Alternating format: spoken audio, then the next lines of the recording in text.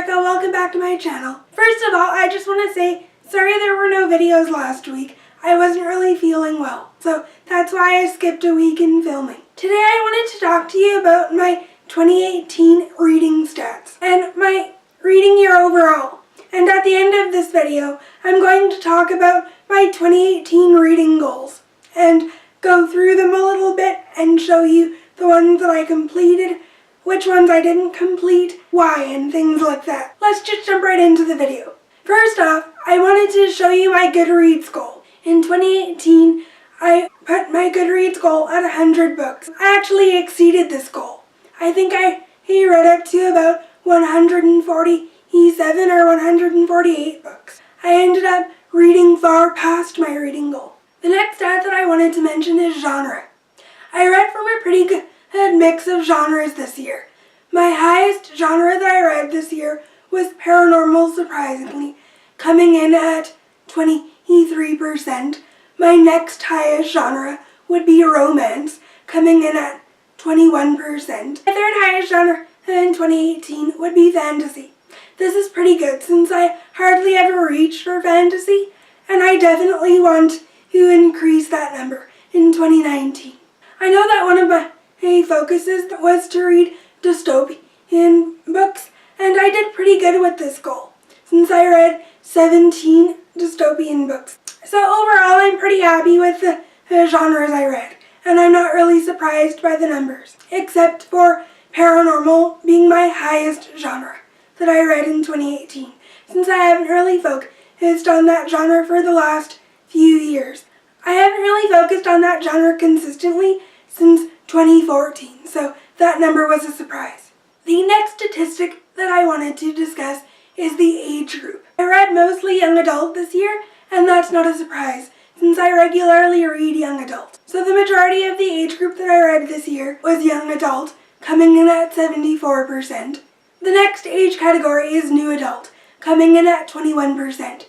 I did mention that I do read a lot of romance, and most of what I read is new adult. Finally, coming in at 5% is adult. I don't really read a lot of adult books that often, and if I do read any adult books, it's usually a thriller or it could be an adult romance. But right now in my life, I would say I'm mostly in the mood to read YA books. That's just in the general reading mood that I'm in right now, but I do enjoy new adult. New adult romance is one of my favorite genres, but I would say mostly I love reading YA, and there's nothing wrong with reading YA, no matter how old you are. So I'm definitely still riding that YA train.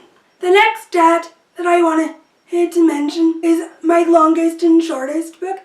I can't really remember what those two books were, but I'll put them on the screen so you guys could see them. If I remember correctly, I think my shortest book would be Spirit or Breathless, one of the novellas in the Elemental series by Bridget Kremer, and this is a paranormal fantasy series. I can't remember what my longest book was though. I'm sure when I'm editing this video, I'll definitely have a chance to remember what it was. The next statistic that I wanted to mention is my least popular and most popular book that I read in 2018. I can't remember these either. It's slipping my mind at the moment. But again, I'll put an image on the screen. Next, I wanted to talk about my star ratings. In 2018, I noticed my star ratings changed a little bit. Like most years, I normally rate the majority of the books I read 4 stars, but surprisingly, I had a lot more disappointing books. These are all of the books that I gave 1 or 2 stars, and I think I had about 21 books that disappointed me. This number ended up being a lot larger than it has been in the past years. I think this is because through October to the end of the year in 2018, I was reading a lot of YA paranormal fantasy books, and unfortunately, I was disappointed by nearly every paranormal book that I picked up. So that's definitely where the big number of low star ratings is coming from. Unfortunately, I was disappointed by most of the books in the paranormal genre in 2018. I'm not really in any hurry to return to that genre anytime soon. I think my average was 3.4 or something. Overall, considering I was disappointed by some of the books that I read closer to the end of the year. Overall, I would say I had a pretty good reading year, which is why that average rating is a high number. The next stat that I wanted to talk about is the format. This year I read books in hardcover, paperback, and on my Kindle. The highest format that I read is paperback. However, I do read a lot of romance books on my Kindle, which is why the Kindle has like a medium percentage of the books that I read in 2018. I did also read a fair amount of books in hardcover as well, but like I said, I don't really like to own hardcovers. Nearly all of those hardcover books are ones that I borrowed from the library, and I did read one audiobook in 2018. That's why it's on this format list. And the one audiobook that I did read in 2018 is Sleeping Giants by Sylvain Neuvel, and I didn't really like it that much. I gave it 2 out of 5 stars. That's why an audiobook is even a contender in the format, because I did read one this year. But overall, I don't really think I'm a person who would like audiobooks. I didn't enjoy the experience. If anything, I would listen to music more than audiobooks. I don't think audiobooks are my thing. The final stat that I wanted to mention is the books that I read per month. As you can see on the screen, I mostly averaged around reading 10 books per month, so I mostly read the same amount of books all year long. That stat never really changes for me. I usually read at the same pace all year long. I know some people read more in the winter or more in the summer, but I usually have a pretty consistent reading schedule. So I'm not really surprised that this stat is even. Now I wanted to jump into my 2018 reading goals, just to discuss with you which goals I did complete, which goals I did not complete, and just a little bit more information about them. The first reading goal that I had in 2018 was to read most of Sarah Dessen's books, and I did complete this goal this year. I read all of the books that Sarah Dessen has written to date, so I'm definitely pleased that I completed this goal. I can't wait to see what Sarah Dessen comes out with next. My second goal in 2018 was to read more YA contemporary. Yes, I did read a lot of Sarah Dessen, but I wouldn't consider that I completed the goal in 2018.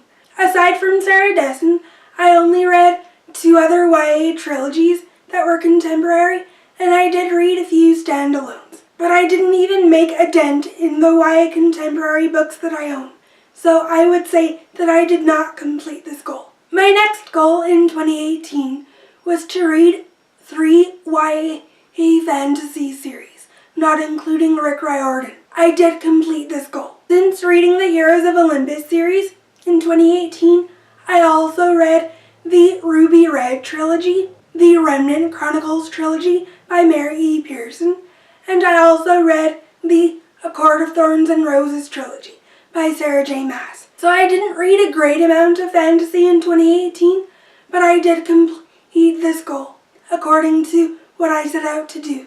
My next reading goal in 2018 was to continue reading YA dystopian and post-apocalyptic books.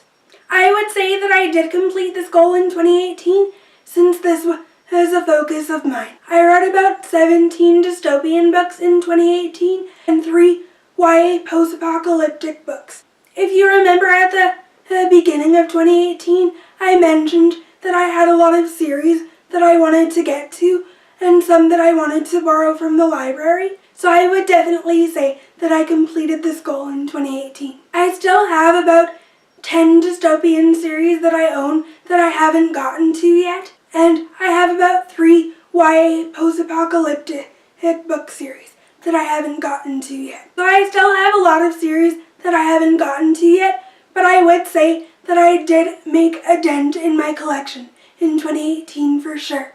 My next goal was to get back into reading YA paranormal fantasy, and I did focus on this goal in 2018. I read YA paranormal fantasy starting in September. I read a little bit, and I focused on that genre from October to the end of the year. Unfortunately, I was disappointed with most of the YA paranormal books that I read in 2018, so like I said before, I'm in no rush to return to that genre anytime soon, since I've had a bad experience with it lately. And my final goal in 2018 was to try urban fantasy. I would say that I did not complete this goal in 2018 since I only read one urban fantasy book, and I ended up being disappointed with it. I gave it 2 out of 5 stars. This was the first book that I read in 2018, way back in January. I wasn't discouraged from reading urban fantasy in 2018. I just never really got around to reading urban fantasy. It wasn't really a big focus of mine, but who knows? Maybe I'll read some urban fantasy in 2019.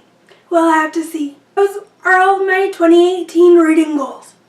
I am happy that I completed most of them, but there are a couple that I didn't complete. Overall, I would say I had a pretty great reading year, since most of the ratings on books were really positive.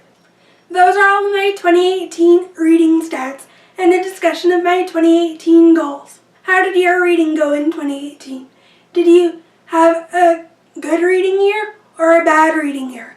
What were some of the genres you focused on? If you want to see more videos from me, I'll put some videos up on the screen in case you guys want to check those out. Also, don't forget to hit that subscribe button as well. I hope you guys enjoyed this video. I'll see you in my next one.